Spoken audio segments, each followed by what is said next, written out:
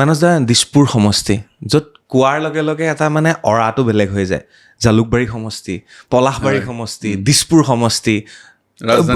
ৰাজধানী বুজি পাইছেনে কথাটো চ' দিছপুৰ সমষ্টিৰ যেতিয়া আহিব নাম তেতিয়াহ'লে বিজেপিৰ প্ৰাৰ্থী মানস বৰা ডাঙৰীয়া এই বস্তুটোৱে আপোনাক সেই ভাইবটো কেনেকৈ দিয়ে মোক সেইটো জানিব মন গৈছে দিছপুৰ সমষ্টিৰ বিজেপিৰ প্ৰাৰ্থী মানস বৰা ডাঙৰীয়া যদি এদিন পাওঁ মই জাষ্ট কৈছোঁ আৰু চব ভাইব মানে কি মই ইমান দিনেতো দিছপুৰ সমষ্টি মোৰ অন্তৰত হৃদয়ত মোৰ তেজত আছে যেনেকৈ মানুহে কয় India flag is my religion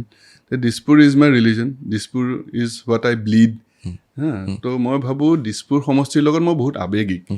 Dispur সমষ্টি নতুন দিছপুৰ যেতিয়াবা বনিছে নতুন মানে মই কৈছোঁ মডাৰ্ণ দিছপুৰ যেতিয়া আগতে ৰাস্তা ঘাট নাছিল পথাৰ আছিল আগতে আমি শুনিছিলোঁ বেলতলাৰ পৰা যেতিয়া মানুহ পল্টন বজাৰ যায় কয় গুৱাহাটীৰ পৰা আহোঁ দেই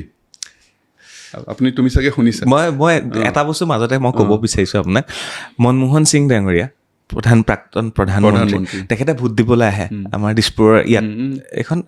আমাৰ লাষ্ট গেটত মই দুবাৰমান তাত ৰিপৰ্টিঙত গৈছিলোঁ মই আজিও মনত আছে কেনেকুৱা বোকা কেনেকুৱা পানী আছিল তাৰ মাজত আহি তেখেতে ভোট দি থৈ গৈছিল মোৰ আজিও মনত আছে সেইটো কথা আৰু এবাৰ মোৰ ভালকৈ মনত আছে এবাৰ ইলেকশ্যন হৈ আছে আপুনি আপোনাৰ পিতৃ বোৱাৰী সকলো একেলগে ভোট দিব গৈছিলে মই তাত ৰিপৰ্টিং কৰি আছিলোঁ সেই স্কুলখনত মোৰ সেইটো কথা ভালকৈ মনত আছে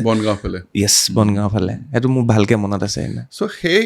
সেনেকুৱা এটা অৱস্থা পা য'ত পথাৰৰ পৰা দিছপুৰখন আগতে মানে গুৱাহাটী বুলি ক'লে পূব গুৱাহাটীটোহে গুৱাহাটী আছিল চব চহকী মানুহ চব এষ্টাব্লিছড মানুহ চব কৰ্মৰ দক্ষতা থকা মানুহখিনি ইয়াত আছিল দিছপুৰত নতুন মানুহখিনি আছিল ভাড়াঘৰ বিচাৰি অহা নতুন মাটি লোৱা মানুহখিনি কৰিব লগা বহুত কাম আছিল